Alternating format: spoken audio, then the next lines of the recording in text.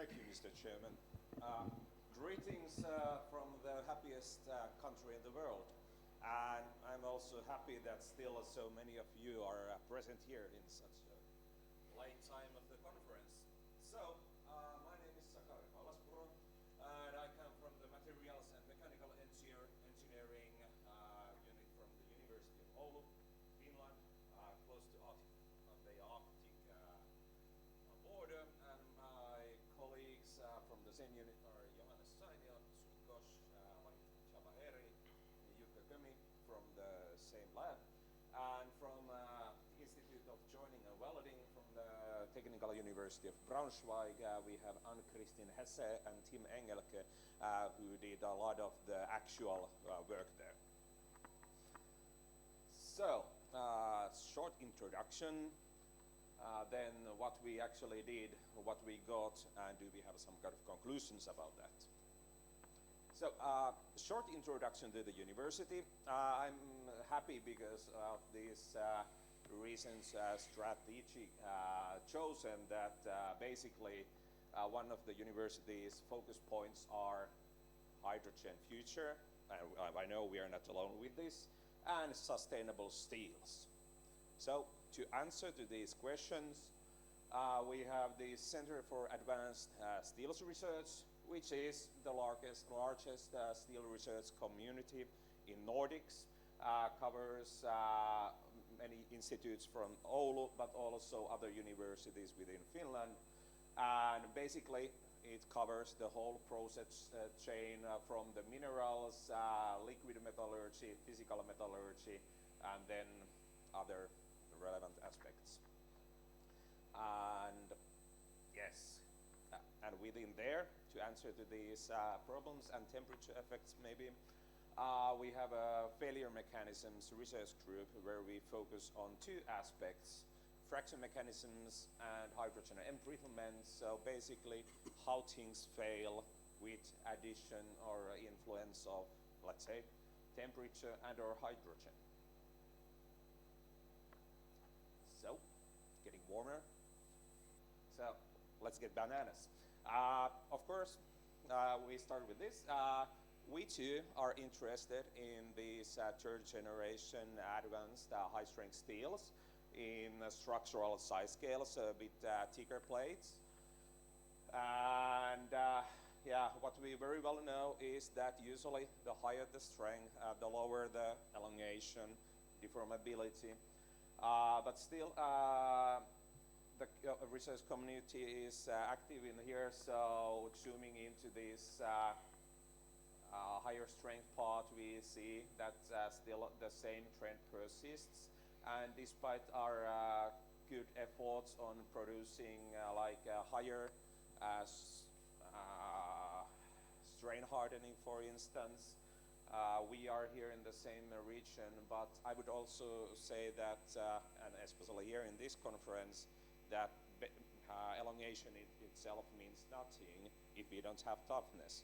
So basically a few examples what have had that if we do this quenching and partitioning, we can have, well, here impact toughness well below -100 with the steel that has strength levels above 1000. And with the same alloy in quenched condition, it's near 0. And they have almost the same strength and elongation. So, well, a short glimpse into this, how we actually try to achieve these properties. Sorry for the full slides. I needed to remove all the animations because they didn't work with these computers.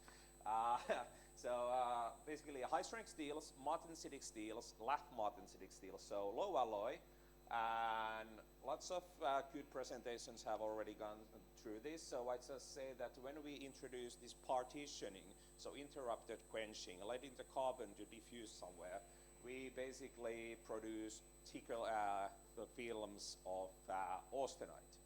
And also when we start to venture in the more novel things with, let's say, medium manganese steels, we can introduce the same martensitic austenitic phase fractions, but also with clever heat treatments, we can also achieve some level of chemical boundary engineering.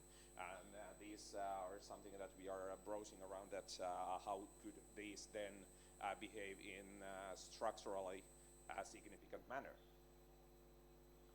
So definitely let's look beyond basic strength and elongation. Well, here is just a glimpse of what our lab outputted last year. 2018, 1800 I think is our limit at or record at the moment, but let's see when we break 3 gigapascals. I'm still with the measurable elongation, but what I'm interested in is the toughness, and we have started to populate, carve our own niche here to get like high strength, high toughness steels. So now we see where we are going. In this presentation, we have a low carbon, open to carbon steel with moderate manganese and silica addition, 0.8 aluminium, chromium, and the same in nickel to give us a bit oomph on the toughness properties. And as we see from these carbon equivalents, the weldability should be poor, and also additional preheat could be advisable, but let's see what happens. And oh yeah, this looks horrible here. Well, anyway, how we did it. So we have this low carbon, low alloy, direct quenched, and partitioned steel. So what does it mean in practice is that we do annealing, hot rolling, both refining above the crystallization temperature and below it to get a bit like deformed austenite grain structure, and then quenching directly in water, and then interrupting the quenching below the martensite start temperature to let the carbon diffuse. Here we used 275 degrees approximately, plus minus 10 or so in practice with the different plates, and let it slowly cool down to room temperature in oven preheated to the same temperature. So we are trying to mimic like a slow cooling of a coil. And then we compare these properties against direct quenched temperature. And we know that the microstructure resulting with this treatment is lap martensite with increased fraction of residual austenite. And we don't have this blocky austenite. That is important to recognize here. So it's just films between BCC laths. And the properties with these are, so yield strength is with partitioning around 1100, with direct quenching above 1300. And pay attention that the elongation properties, they are, let's say, quite much the same. And the hardness is near 500 vickers, but then the effect comes in the retained austenite content RA here. So with partitioning, we measure with XRD about 7%, and with DQ, it's below detection limit, or at least confidence limit, so let's say below 2%. And then we did EB welding, so we have did with electron-beam welding with ProBeam in Braunschweig. Well, the parameters are here, but I would say the important part was that we did beam oscillation to produce as straight fusion line as possible, and then temperatures were of course monitored. And so basically the heat cycle was that we achieved T8 5 times about 2.2 seconds, and this process was only iterated to a level that we were controlling it. And some problems were with the fluidity of this alloy, so we needed to use also a backing plate in this case. And then post-welded heat treatment was tried with heating to around the same temperature that the partitioning was done to see how it affects. Characterization, basic microstructural characterization, but then hardness measurements and impact toughness tests. In this case, we put the notch on welded seam and tried to achieve also this coarse grain heat affected zone, but basically the notch is around fusion line in this case. We have also done fracture toughness tests according to ASTM-E 1921 and the same, but those results I will need to present the next time. So results, well, heat welded sections, but basically it's martensite to a high degree. Some small fraction of residual austenite. Predicted hardness according to simulation is around 500 and 1500 for yield strength. We weren't able to measure that actually.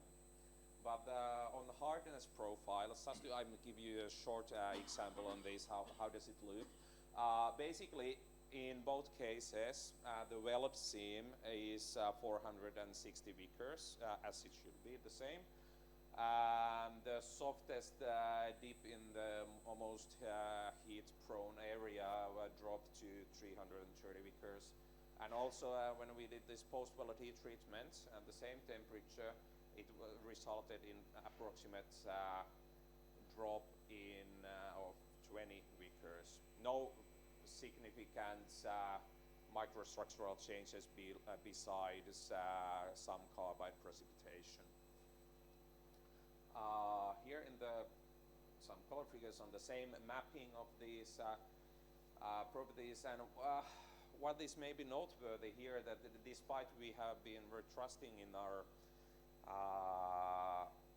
1 minute now, then we skip this and go directly to this impact toughness results. So what we actually achieved. So this was quite interesting with direct quench condition. It was actually even more tough than this partitioned version. So both have this 28 joules transition temperature around minus 100 degrees. But most importantly, our welded seam also achieved a T28 joules of minus 60 degrees, which I think is quite excellent with this level of iteration and the strength level of these materials. And actually post-welded heat treatment on the welded seam that impaired the toughness properties, so do not do that. Heat affected zone, that was much more complicated. So yes, we located the notch there in the fusion line, but basically we sampled a various range. So crack deflection was, crack path deviation was quite much present there. So, well, a very short discussion in this case then that basically we still have heat affected zone despite this partitioning. If we would increase the partitioning temperature even higher, we would also induce a higher fraction of austenite, and maybe that could be beneficial also on the toughness properties, but also stabilizing the microstructure. So as a conclusion, with these first trials of these electron beam welding of this direct quench and partitioned steel, I would say that we got very promising results. So despite high hardenability, the alloy itself is quite robust, which helped a lot in these resulting toughness properties. And already in the direct quench condition, I mean the base material was quite good. And surprisingly, this partitioning didn't improve impact toughness that much. But I guess I'm out of the time. Post-welded heat treatment was unsuccessful. That wasn't so good. So basically, electron beam welding is fine, but don't touch it afterwards.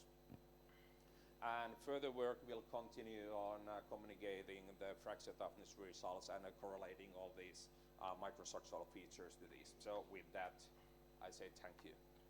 Thank you very much.